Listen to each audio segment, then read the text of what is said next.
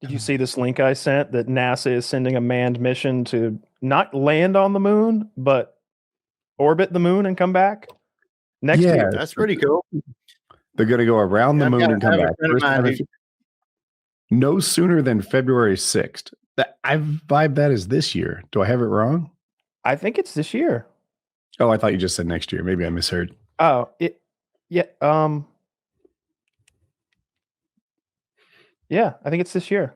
No sooner than February 6th does give them a lot of leeway. An infinite amount. Yeah. That could be 2057. That's cool. My friend Taha is a NASA guy, and he handles like data transfer for that Artemis program. He gave me a mission patch from Artemis that I've got from my cannonball jacket. It's pretty cool. That's cool. Pretty dope, man. You know, like I guess it was Michael Collins, or no, it wasn't Michael. It was the Apollo 13 guys were like the farthest, I guess, from Earth that anybody's ever been. Michael Collins went around it while Buzz Aldrin and Neil Armstrong were on the moon, but the Apollo 13 guys that couldn't land were on a farther orbit out, so they could slingshot back to Earth. Like they were like the 3 farthest people from Earth that have ever happened in history. So like if this guy, like this manned mission they're sending next, it goes even farther than that, they'll be like the farthest people from home in history. That's pretty cool. I wonder if it beats all the other countries as well. Yes. I don't know. I don't think any other countries have put a man around the moon either. I don't think so. I know like Russia and China have put some landers on the moon. India has too. Mexico might have. It seems like it's easy to lander on there these days. But I don't think anyone has sent a man out to go around the moon even, except for the United States. Yeah, I don't think anybody's been outside of like, I guess, low Earth orbit even. I mean, like it was just the Apollo missions would have been it. Yeah. That's what Google says. Apollo 13, I guess, is the farthest we've been. That's what you said, right? Yeah. Mm-hmm. Yeah. Although I guess there's like the Cold War rumor that like the Russians sent a manned mission there and they didn't make it and they just kept it quiet. Yeah. Yeah. There's a lot of talk that they were burning up astronauts to be ahead of the curve. You know, like every now and then some guy would get burned alive and they would just act like the mission didn't happen because why admit to the failure? He was not loyal enough. I always feel bad about the monkeys and stuff they send up there. Like Bobo just gets sent up there and left to suffocate or whatever. So I looked it up one time because, like, you hear all these stories about the Russian space program. Like, you just assume they're like up there with like screen doors and duct tape and PVC pipe and stuff. But if you look, like I looked into the fatality rates for both the U.S. and the Russian space program, they have an almost identical, it's a 1% fatality rate, identical with both space programs. However, the U.S. actually loses more people in space or on the way to or from space. Russia lost more of their people on the ground. Like one time, like some guys landed because, like we land out in the ocean, they pick them up, big photo, ticker tape, all that kind of stuff. Mm-hmm. The Russians would land out in like the middle of Siberia. Like days away sometimes, like, too far out to get helicopter because they can't carry the gas. Like they had some guys that like landed out there and like they couldn't pop the bolts on the capsule and they just ran out of air before they could get to them. Some other cats like landed and got out and like were like literally like attacked by wolves and were killed. Some other guys like were like landed and like they were like waiting over through the night, I guess, for the people to come and get them. And like a wind came up, picked up their parachute and drug them off a big cliff. Like they were losing dudes on the. You have a better chance, like back in the 60s, you had a better chance of getting back to Earth alive with the Russians than you did with the Americans. But once you were on the ground, you were screwed. However, despite having a 1% fatality rate, that is not the most dangerous job in the world. And people are going. You would guess, like oil worker, crab fisherman, whatever. It's President of the United States. There have been like 40, I can't remember how many terms, but 47 presidents, and 3 of them have been killed in office. So that's like a 9%, a 6% fatality rate. And several of them have been shot and exactly. Yeah. Reagan, people like that. Roosevelt, Reagan, Trump. Yeah.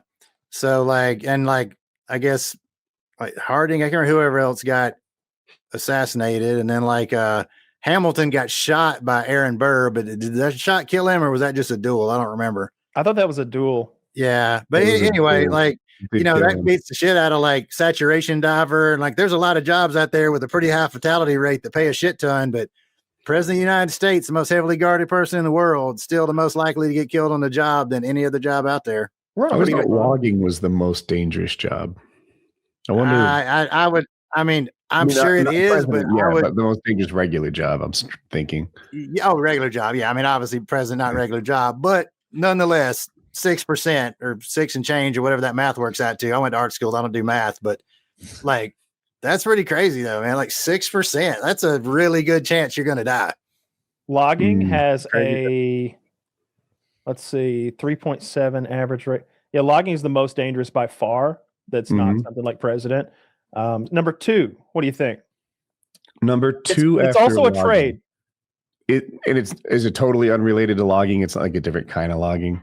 I would guess some kind of underwater welding or something. Offshore rigging.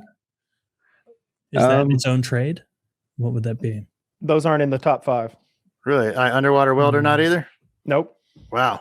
Okay, hold on. Okay. Crab fisherman. It's a trade. That is number 3. Fishing and hunting workers. Okay. So I got 1 and 3. I'm feeling pretty good. I'm family feuding this. Is it like an oil field, like a oil derrick workers? Like people not specifically, although helpers and construction trades is like number 4. Number 2 is roofers, which is hilarious. And it makes so much sense because just a little slip, just a little trip and fall, and you're tumbling off dozens of feet. A friend of a friend went that way. Is it like a firefighter or some kind of like first responder type thing? It's roofers is number 2, and then commercial fishers number 3, construction laborers number 4. Aircraft pilots and flight engineers. I would not have guessed aircraft pilots and flight engineers at all. There's like so many air flights every day. Are they counting military history? I don't know because is this year to year. Huh.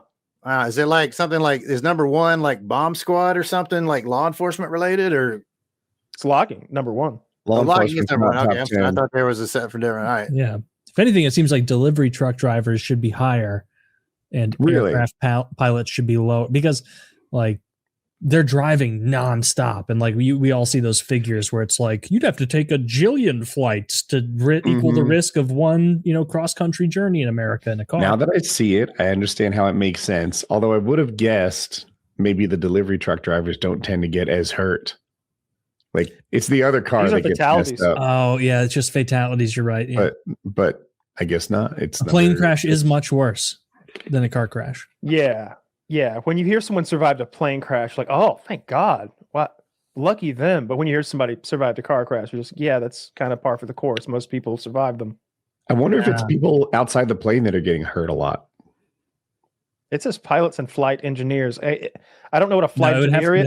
I thought a flight engineer was like the co-pilot guy back there with all the switches and levers and shit. Oh, I was picturing the person with the waving flags and all the luggage. Oh, like support personnel. I think the flight engineer is like the guy, sort of like a ship's engineer. Like he's sort of in charge of like all the, making sure the hydraulics work, all the electronics, keeping everything like functionally on the plane going on. I think that's that person's job. That's what I thought too. The mechanicals, flaps and all that kind of stuff, bleed air and everything off the engine and all that. But wow, man, that's it's the second officer. It's a guy on the plane. It's not the people who get sucked into the engines outside. Like that will never not be funny. I'm sorry. I know it's a tragedy for somebody, but when I see you get literally sucked off your feet into a fucking turbine engine, I gotta think like that. Man, that would be rough to see in person. If that was you that got sucked in, like, oh my God, Indiana Jones scenes where the prop is the guy. Is that funny too? Well, no, that's kind of fucked up. Like, that's pretty grisly. Yeah. This happened. Sorry, go ahead, Chris. No, please go ahead. I'm sorry. I was saying what you're describing, Kyle, happened in Atlanta at, I don't recall the name of your airport, the Atlanta airport. Hartsfield Jackson Airport. Like maybe 2 years ago, some lady got sucked into an engine because she was just traipsing about, I guess, beyond the yellow line. It was like one of those workers Woody was referencing. Like usually stoned. Someone who she was stoned. Yeah. How would they do that? You just test one little piece of pulp on the other side. Like the guy who was in charge was like, we had just had the safety meeting where I explained to everyone, and she was standing right next to me, and I explained to everyone that because the plane had a malfunctioning the engines had to stay at 15% on the ground, and they would not be powering down on the left side. Everyone was made aware. And she kept approaching until she was just taken off her feet and sucked in. We were screaming at her not to, and she didn't hear us. And it's like, this is all on her. That's Like, crazy to be on her. told multiple times, like, hey, take a longer route to the luggage to grab because you're going to get sucked in. And then to hear that and be like, bullshit. The screaming I get because they double up on hearing protection and there's a jet engine. But I mean, I would imagine they were saying this in like their briefing, like not like, hey, last second, guys, Kyle don't said walk both. near the engine. Both. Yeah, I'm sure. Yeah, he said that we were And then there's screaming that at other her. video where this guy commits suicide via turbine engine. He's like running onto the tarmac, and they're trying to stop him, and he's just like, like he Superman's into it, like it's gonna. And it just, I saw the pictures of the blades; they're all broken and chipped up, and there's just meat all inside the like front of the engine. Yeah. That So, guy's flight had been painless. delayed for the last time. He's like, Yeah. I'm taking the fight to Southwest directly. if American Airlines had anything to do with it, I would not be surprised, man. That is the most diabolical. I fly 50 times a year. That is the most diabolical airline of all time. But